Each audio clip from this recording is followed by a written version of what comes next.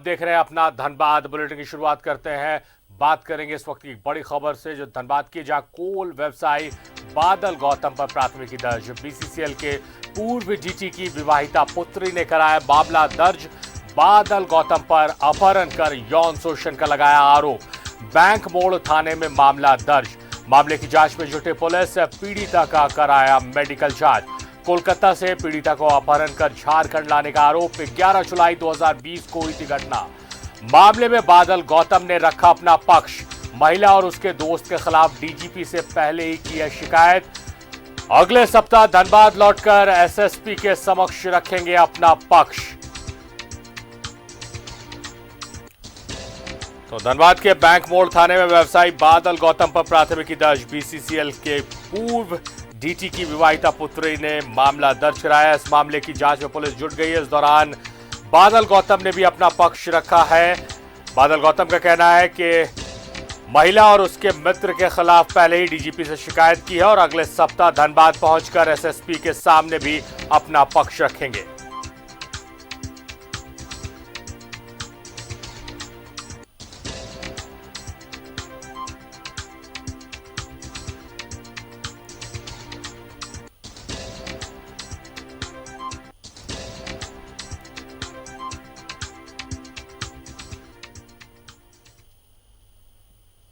बढ़ेगा अगली खबर की ओर। धनबाद के बरवड्डा थाना क्षेत्र में 19 लाख के सामानों की लूट हुई है। गोपी किशन कंस्ट्रक्शन प्राइवेट लिमिटेड के गोदाम से सुरक्षा गार्ड को बंधक बनाकर दर्जन भर अपराधियों ने बिजली के उपकरणों की लूट की घटना को अंजाम दिया है।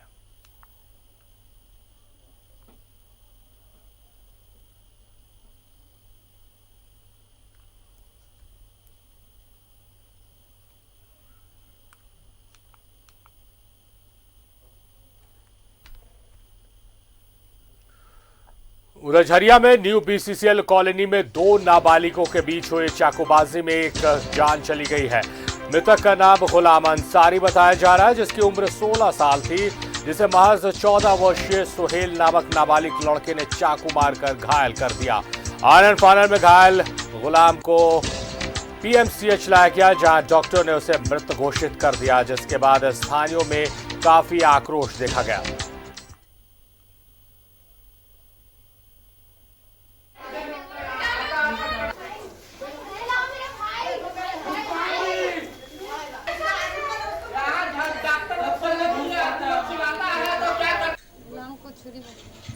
किसको चाकू लगा? गुलाम को मांगा। अब बोलते ना मामी हम दिए, पता नहीं नीचे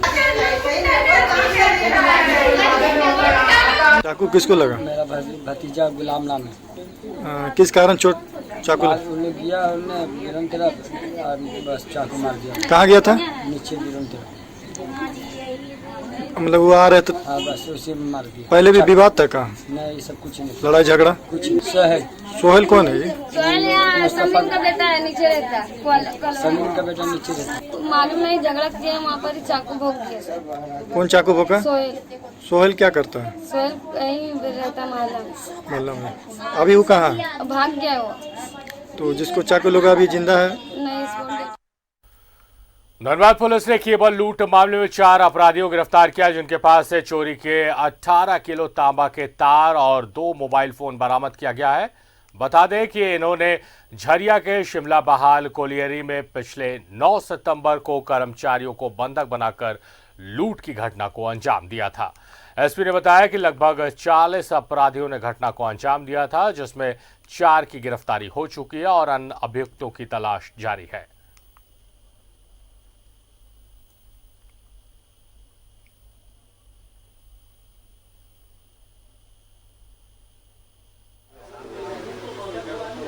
इसमें मास्टरमाइंड कौन कौन है, ह्यूमन और टेक्निकल इनपुट के आधार पर 4 लोग को इसमें गिरफ्तार हुआ है और इसमें 18 केजी का तांबा वो उसमें रिकवर हुआ है, हरलाडी जंगल से रिकवर। धनबाद के नरसा में पति पत्नी और वो का एक हाई प्रोफाइल मामला सामने आया है, जहां एक व्यक्ति ने बीजेपी नेता से अपनी पत्नी के अवैध संबंध होने का आरोप लगाया है। थाने में मामला दर्ज कराया गया, तो वहीं पत्नी की कहानी कुछ और है। बच्चे हमारे एक बच्ची का उम्र है 24 साल, एक लड़के का उम्र है 18 साल, एक बच्चे का उम्र है 14 साल। गाड़ी घोड़ा बंगला दुनिया जहान सब कुछ भगवान दिए। और कहानी कब से बढ़ा, जब मेरा छोटा बेटा इसको एक बिट्टू मिश्रा नाम का एक आदमी को घर के अंदर 5:45 बजे ठुका और गलत काम करते हुए उसको वीडियो रिकॉर्डिंग किया। वो जब वो अपने जब ये मना करने लगा अपनी मम्मी को, तो ये नहीं मानी, तो ये अपने बहन को फ़ोन किया दिल्ली से। बहन बोली कि आप वीडियो कॉल करो। वीडियो कॉल में ये सारा चीज़ रिकॉर्ड है। हमारे घर में CCTV कैमरा भी लगा हुआ है। CCTV कैमरा में सारा कैद है कि वो आदमी कब आया है, कितनी देर गया है। जब हम आए पूछे कि इसमें क्या है ये, तो बोलती कुछ नहीं है। बोले हम कौन है, नहीं बोलेंगे। अरे हाँ हम तुम्हारा पति हैं, कौन है, कुछ नहीं है। वहीं से मेन विवाद शुरू हुआ। ये सतीश सिंह है, निरसा के प्रोफेसर कॉलोनी में रहते हैं। इनका आरोप है कि इनकी पत्नी का अफेयर स्थानीय बीजेपी नेता बिट्टू मिश्रा के साथ है। इन्होंने अपने बच्चों के साथ मिलकर मैथन थाने में अपनी पत्नी और बीजेपी नेता बिट्टू मिश्रा के खिलाफ मामला दर्ज कराया है। वह इसको लेकर इनकी पत्नी का वर्जन कुछ अलग है। हम लाठी उठा लिए तो बोला तुम मेरे को मारेगी रे, और मारने लगा और बोला कि तुम्हारा बिट्टू मिश्रा के साथ अवैध संबंध, उसके साथ सोच सकती है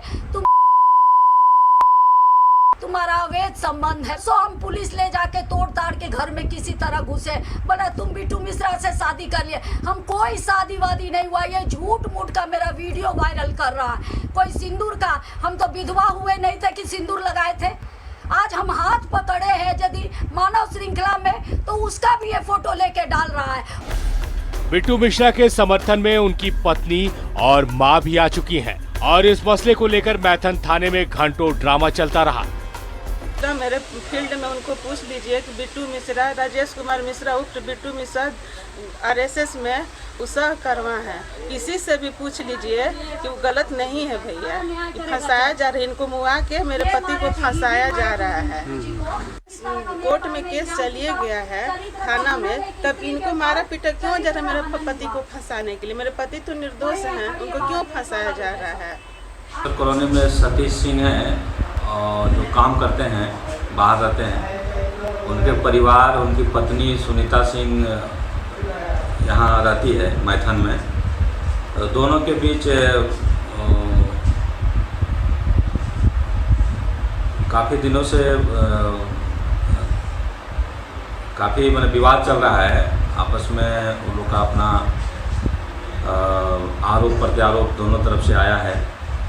इसमें सतीश सिंह के द्वारा भी आरोप है कि एक तीसरे व्यक्ति बिट्टू मिश्रा है, जिनके अनुचित दखलंदाजी के कारण इनका परिवार काफ़ी परेशानी में पड़ा हुआ है। तो इस मामले को हम लोग जांच कर रहे हैं और देख रहे हैं। परिवार की अनबन जब घर के दहलीज से बाहर निकलती है तो सिर्फ बदनामी लेकर आती है, और ये मामला भी कुछ ऐसा ही है जो पुलिस के लिए सरदर्द बन गया है। निरसा से न्यूज़ 11 भारत के लिए संतोष की रिपोर्ट।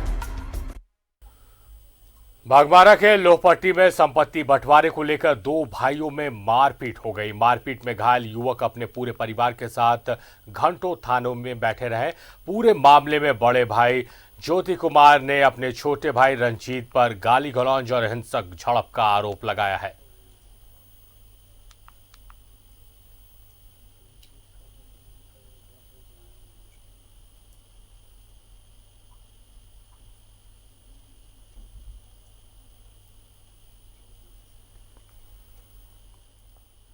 राज्य में सबसे ज्यादा राजस्व देने वाला धनबाद सुविधाओं के मामले में अब भी कई बड़े शहरों से पिछड़ा है। इसके पीछे कई वजह है। उनमें से एक वजह इस रिपोर्ट के जरिए आपको दिखाने की कोशिश करते हैं, जिसे सियासी मुद्दा बनाकर कई लोग नेता बन गए। यह है देश की कोयला राजधानी धनबाद, जहां के बीच शहर से बोकारो और रांची को जोड़ने वाली NH-32 गुजरती है। अब जरा 1970 में बने शहर के एकमात्र 50 साल पुराने गया पुल फ्लाईओवर का हाल देखिए।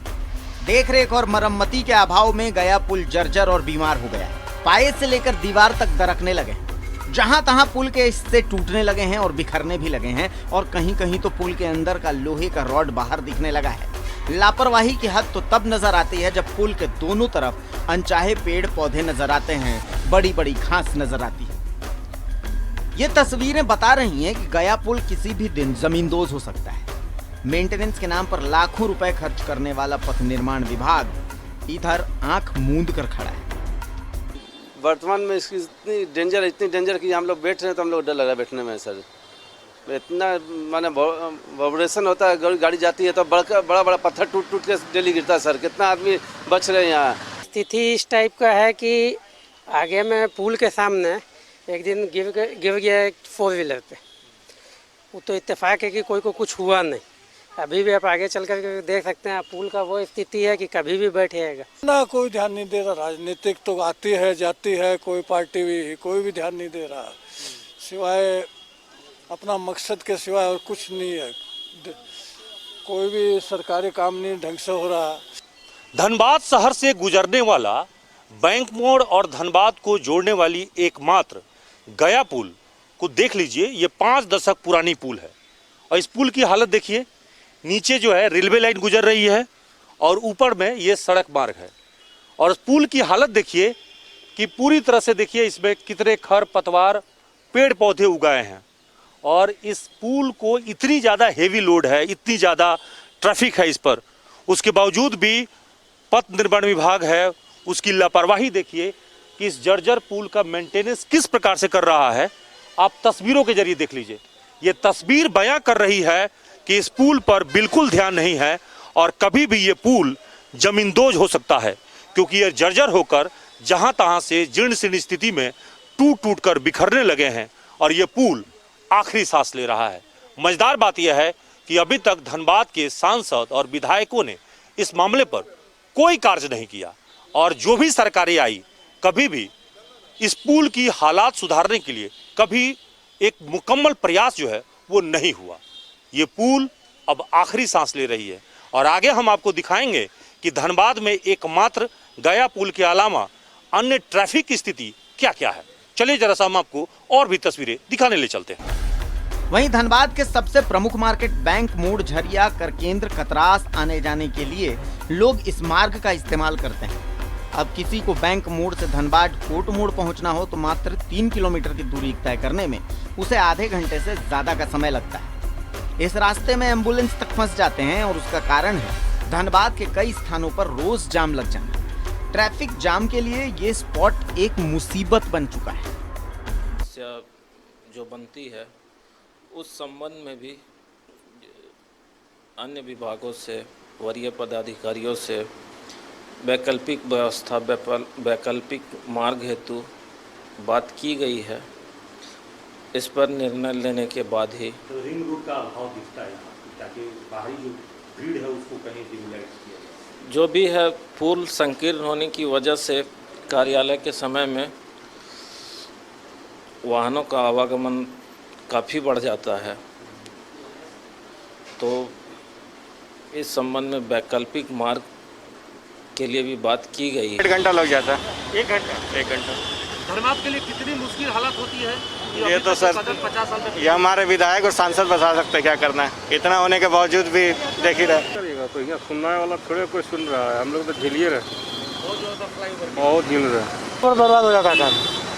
गया पुल पार कर जी इतना दिक्कत था कि परेशानी बहुत होता है। गया पुल के अलावा पुल की जरूरत है, बहुत जरूरी है सर। ये जो है समस्या जो है वो लगातार बनी हुई है और कहते हैं कि धनबाद में जो फ्लाईओवर बना हुआ है वो 50 साल पुराना है और 50 साल के वक्त में सोचिए कि धनबाद शहर की आबादी तेजी से बढ़ती जा रही है और उस अनुपात में सुविधाओं का विस्तार नहीं हुआ और अभी तक ये जो गया पुल है उस पर हेवी ट्रैफिक होने के बाद कोई अतिरिक्त जो है फ्लाईओवर नहीं बन पाया।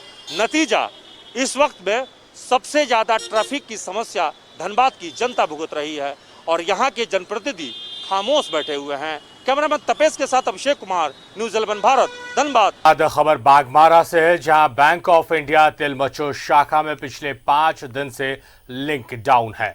लोग यहां पहुंच तो रहे हैं इस उम्मीद में कि बैंक में काम होगा, पर हर किसी को मायूसी लौटना पड़ रहा है। किसी को वृद्धा पेंशन की दरकार थी, कोई अपनी रिटायरमेंट की पेंशन की उम्मीद में पहुंचा था, किसी को पासबुक अपडेट करवाना था तो कोई इस उम्मीद में पहुंचा था कि शायद बैंक से कुछ पैसों का लेन देन कर सकेगा। अमूमन हम सब भी तो इसी मकसद से बैंक पहुंचते हैं, वरना किसी को क्या शौक है कि घर से इस कोरोना काल में निकलकर खून और पसीना दोनों जलाए। पर जब ये बैंक पहुंचे तो बाहर लिंक फेल का ये बोर्ड इनके खून और पसीने दोनों को मुंह चिढ़ा रहा था। सुन लीजिए इनकी मजबूरी भी। लेने के लिए आए हैं, लेकिन 3-4 दिन से घूम रहे हैं। क्या बोल रहे हैं? क्या बोल रहे हैं? वही उड़ गया है, बरसात से मशीन उड़ गया है, इसीलिए हम दे नहीं पाएंगे। 3:45 बजे आइए, महोदा बैंक से हम कंप्लीट करके आएंगे, देंगे। बैंक वाला का जो बोलने का है कि प्राकृतिक का जो मार है, ठनका जो गिर गया है इसका, जिसके चलते लिंक अभी तक फेल है और जो एक्सपर्ट है अभी तक इन लोग कुछ खबर नहीं किया है एक्सपर्ट को। ऐसे जनरल मिस्त्री को बुला करके इन लोग चेक कर रहा है। इसमें बैंक वाला को लापरवाही है। ठीक हो? मशीन खराब है तो ठीक हो? कौन मशीन तक खराब है, खाता चेक करता तब ना पैसा जाता। तो है कब से यहाँ आवा? हाँ? क्या दिन से यहाँ आवा? काल से। अब बैंक की भी मजबूरी सुनिए। जब लिंक ही फेल है तो भला काम होगा कैसे? इंडिया डिजिटल जो है। नहीं, ये जो है बैंकों का जो है, हमारे बैंक का जो है, किसी भी बैंक का भी देख लीजिए, सारा चीज़ जो है कि लिंक पर ऑनलाइन किया हुआ है, ठीक है ना। सारा नेटवर्क पर ही डिपेंड रहता है, तो बिना नेटवर्क के आए हुए हम लोग कोई काम नहीं कर पाएंगे। खास करके लेन देन वाला काम जो है, कोई भी कस्टमर सर्विस से रिलेटेड जो है सब ऑनलाइन है, तो उसमें हम लोग को तो लिंक पर ही डिपेंड है ना। लिंक रहेगा तो ही कर पाएंगे। जब लिंक ही फेल हो जाए तो आगे कुछ कहने सुनने की गुंजाइश ही कहाँ बचती है। बाकी आम लोग हैं, इन्हें तो आदत है चक्कर काटने की। अगर बैंक से बच जाएंगे तो राशन के लिए, राशन से बचेंगे तो एडमिशन के लिए, पर चक्कर काटना ही इनकी नियति बन गई है। बागबाहरा से न्यूज़ 11 भारत के लिए रोशन की रिपोर्ट।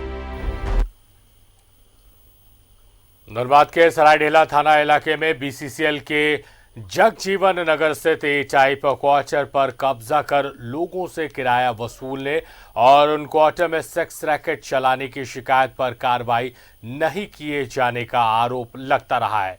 एक बार फिर शिकायत की जांच करने पहुंची सीआईएसएफ टीम। इस दौरान आरोपी ने वहां नहीं होने और उसके लोगों ने आरोपों को मनगढ़ंत बताकर बचाव किया है। इसके अलावा शिकायत करने वाली महिला पर ही कई आरोप लगाया गया है। थाना में इस पे नॉलेज आ गया तो उसमें बिल्कुल हम लोग उस पर कार्रवाई करेंगे। कठिन मतलब इसमें लीगल एक्शन होगा, निष्पक्ष जांच होगा और कोई भी मतलब इलीगल तरीके में है तो उस पर बिल्कुल कार्रवाई होगा। निरसा में बीजेपी कार्यालय में जनता मजदूर संघ और बीजेपी ने प्रेस वार्ता की है, जिसमें मुगमा एरिया के महाप्रबंधक के मनमानी के खिलाफ और 10 सूत्री मांगों को लेकर 24 सितंबर को धरना प्रदर्शन करने का निर्णय लिया गया है। वहीं जनता मजदूर संघ के अध्यक्ष गौतम सेन गुप्ता ने तमाम मजदूरों से धरने को सफल बनाने की अपील की है।